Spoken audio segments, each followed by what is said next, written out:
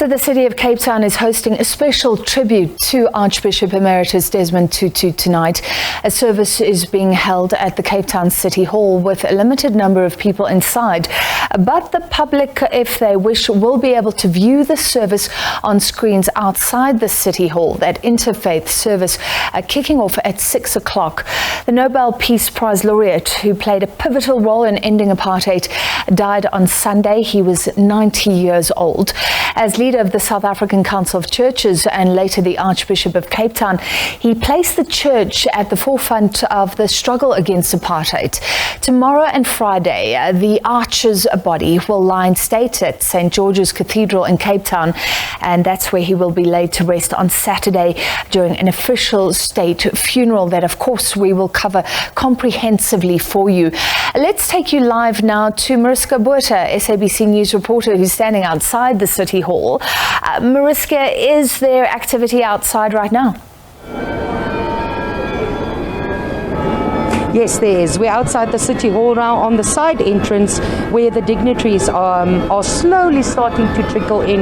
Invited guests, dignitaries. The City of Cape Town, of course, is hosting this interfaith service. The Mayor will come, Jordan Lewis. Also the Premier, Alan Windy, will be arriving. This is Father Matthew Isau. He was the first personal assistant to the Archbishop that just walked past us here. He's one of the invited guests. You're absolutely right, Francis. COVID protocols are adhered to very, very strictly.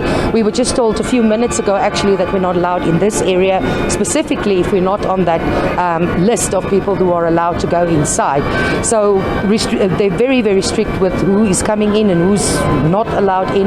And just behind the camera, you cannot see it at this stage, there's a quad on the parade where they set up a viewing area with a massive screen where the public is allowed to follow this interfaith service, of course, but as of now there isn't any people.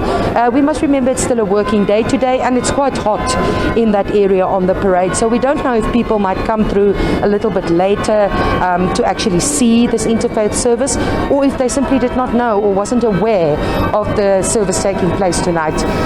So we don't know. We'll see a little bit later if people do come. Right now there isn't anyone, but dignitaries are so slowly making their way up the red carpet here. And I don't know if you can hear it, but there are bells ringing, and I'm not quite sure if it's from the St. George's Cathedral that's just around the corner from here, or if it's a recording that's playing. It actually makes the setting quite magical here. We heard the anthem playing with the bells there, but we just see more and more people starting to come through now, arriving for that service. So you've preempted one of my questions, Mariska. If we're not seeing a huge crowd, maybe you said people will gather, but do you know how far and wide this service, if people have been told about it? Of course it's been in the media, but are there flyers up? Has there been a campaign to let people know about this tribute tonight? You're touching on a very interesting thing there. It was so sudden, the Archer's passing. There was no lead up to him lying in a deathbed for a long time, where people might have expected it could happen any day now. So that wasn't spread throughout the media. So according to the general public out there, his passing was a bit sudden, notwithstanding his age, but there was no news of late that he was ill or on his deathbed or anything like that. So I think it was a bit sudden, and not everyone was as prepared as they might have been for his passing. In social media, the city is very active on social media, on Twitter, on Facebook, and so on. So they would have spread the message about the interfaith service here tonight. Of course, it was also announced by Archbishop Makgoba when he made his announcements yesterday on Monday about the proceedings that will happen this week. So I don't really know. You might be correct, Francis, that people are not really aware that they are welcome to come through to the parade and watch it here, or otherwise they tuned into our channel on 404 and maybe watching it there, knowing that the big media houses such as the SABC will be covering this live. As we are in the fourth wave, very much so in the Western Cape, people are perhaps playing it safe and staying home and maybe just watching SABC to watch this interfaith service on their TVs in the safety of their homes. And this is an interfaith service, so presumably various leaders of various religious groupings will be there. Who else? What sort of role are the politicians expected to play? The family, the foundation?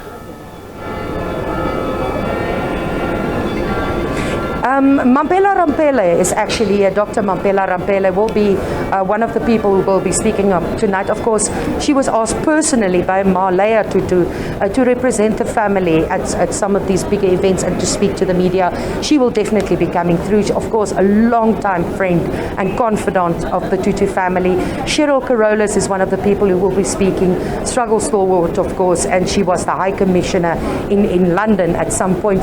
Then the Premier of the province, Alan Winde, will be here. The Mayor of Cape Town, Jordan Hill-Lewis, and then different religious leaders will be here, all giving a message on behalf of the different faith communities for this. We have people from Islam, from Judaism, from the Hindu faith, from Buddhism. So it will be definitely a very interesting, beautiful and colorful service. And of course, we know that Archbishop Emeritus Desmond Tutu encouraged people from across the divide, different faiths, religions, to interact with each other, to share in each other's joy and pain, and get to learn from each other and understand that we're all basically human beings who come from the same place. So this would have been something I am sure that he would have enjoyed immensely, to see an interfaith service of this nature. Of course, we know he was friends with international faith leaders such as the Dalai Lama for many, many years. So he's one of those people who encouraged people from the different faith communities to interact with each other and learn from each other. As we're talking now, I'm seeing the Mayor of Cape Town, Jordan Hill-Lewis, is approaching us. Perhaps we could ask him to pause for a moment and just quickly speak to us. Of course, the Mayor earlier said that the Archbishop Emeritus Desmond Tutu was the most prominent resident of Cape Town. Mr. Mayor, thank you so very much. We're stopping you abruptly, but thank you for speaking to us. Mayor, why is this evening important for the city of Cape Town? Well, there's one very important thing. Because of COVID regulations, the public are not going to be able to take part in the official funeral on Saturday. And of course, we would have loved to have had this event in the Cape Town Stadium with tens of thousands of people coming. But at least we are actually having members of the public here this evening participating in a tribute and a celebration event for our wonderful beloved Arch. And we know that he had such a message of inclusivity that included all faiths. He famously said that, the simple message of the gospel actually cuts across all religions, and that is to treat others as you would be treated yourself. So by having a public event, by having an interfaith event here this evening, I think it plays a very important role in this commemoration week, this week of celebration of his life and memorial of his life. And so I think that this is an important part of that program, and we feel honored as the City of Cape Town to be able to host it. How did you make the public aware of tonight's event? How did you spread the word that people are welcome to come to the CBD and participate in this? Mainly on social media, because it's been done at relatively short notice. And of course, as I said, the numbers are quite small. There's only going to be about 500 people here this evening. But we do have public overflow areas, and we are streaming it on social media.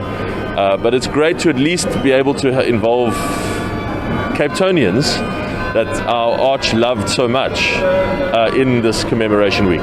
I was asked a little bit earlier, do Cape Townians view the Arch as theirs? Do you feel that the people of Cape Town, and you as Mayor, do you feel that the Archbishop belonged to the people of Cape Town? Well, I really do. I'm sure I speak for everyone when I say I really do. I think that he's a national, global icon, of course, so I take nothing away from that. He's an absolute global icon.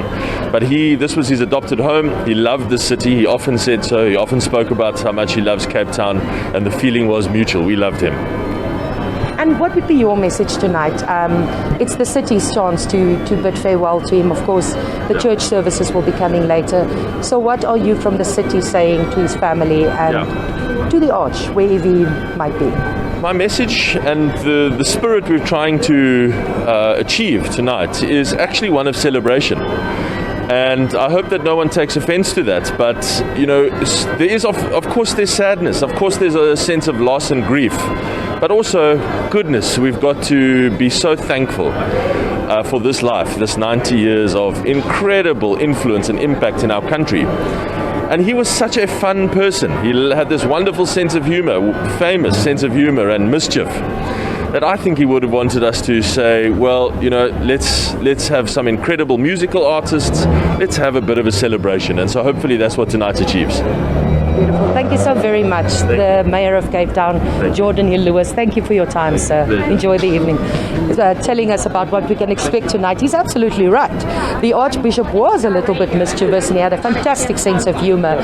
So he would have absolutely enjoyed a celebration with music, with artists. Of course, he was, besides the mischievous cackle that he had, anybody who ever heard him laugh would know that he had this strange cackle. He also loved to dance. The man could not stand still, even into old age, until we saw him at functions in wheelchairs. If he arrived somewhere, he would be dancing his way into a podium, up the street towards people. So I think the mayor is correct in saying that he would have absolutely loved a celebration of this nature, where you will see musicians and faith leaders from all the different faiths represented in the city. He would have immensely enjoyed something like this. All right, well, hopefully we will catch that dancing, that celebration of a life well lived. Thank you very much, Mariska Botha.